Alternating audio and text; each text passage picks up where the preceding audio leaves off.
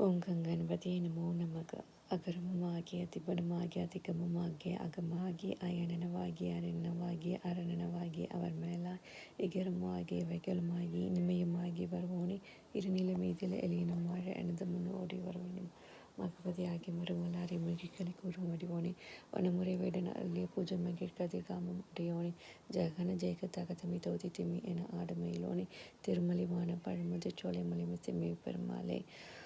Om I'm க்ளோம் I'm நமோ பகவதி வார்த்தாளி வார்த்தாளி வராகி வராகமுகே வராகமுகே அந்தே அந்தே நமக ருந்தே ருந்தே நமக